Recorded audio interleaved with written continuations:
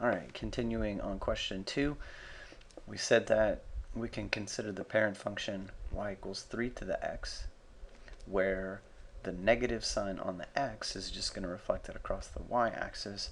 The negative sign in front of the 3 is going to reflect it across the x-axis. So that's my reflection on my SRT transformations. I'm not scaling it by anything, and I'm just simply moving it up by 4. So I'm going to do that point by point on my little parent function thingy here. So on this first one that's at 1/3, I'm going to reflect it across the y-axis.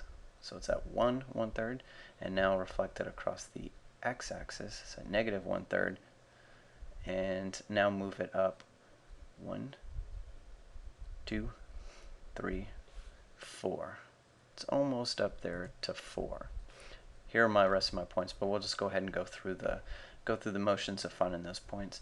So the one that's at 1, reflected across the y-axis, didn't change, reflected across the x-axis down here, -1, move it up 1, 2, 3, 4. The one that's at 3, reflected across the y-axis, it's at -1, reflected across the x-axis, going to be down here at -3, move it up 1, 2, 3, 4. Bam. Last one, this one that's at 9, reflected across the y-axis at -2, reflected across the x-axis, it's down here at -9, which I don't have on my little graph, but when I move it up 4 places, it's going to be right there at -5, and connect the dots. So you can see that I'm getting closer and closer to y equals 4, but never actually getting there, so there's my asymptote. My domain, just like it is for any exponentials, all real numbers, and my range. This time it's going to be below 4, so y is less than 4, and my asymptote y equals 4. Next, number 3, here I have a logarithmic equation, and what we discussed is that it's easier to graph the exponential, which is the inverse of this, and then switch all of our x and y coordinates.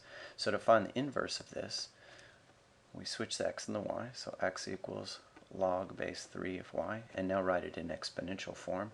3 is the base, so 3, the answer to logarithm is always an exponent, so to the x is equal to y. And notice that it's the exact same parent function that I've used before in the other 3 problems. So I'll graph those things in there with a little line. And now all I need to do is switch all my x and my y coordinates. So this first one is at -1, comma 1/3, so it's going to be at 1/3, -1. Next one's at 0, 1, so whenever I switch the x and y coordinate, it's at 1, 0. This one's at 1, 3, so switch them, 3, 1. 2, 9 is going to be at 9, 2. Put my little line in there. This time it doesn't have a horizontal asymptote, it has a vertical asymptote, which is the y-axis, x equals 0. My domain this time is not all real numbers, because you can see I cannot put in 0 and I can't put any negative numbers in there, so it's x is greater than 0. But my range is going to be all my y values that are possible, which are all real numbers. And remember what happens is the domain and the range of the exponential versus the logarithm, they switch, because that's what an inverse does, is it switches the x and the y coordinates. And my asymptote is at x equals 0. Let's see if I threw this extra line in there. There you go. Alright, so stay tuned for the rest.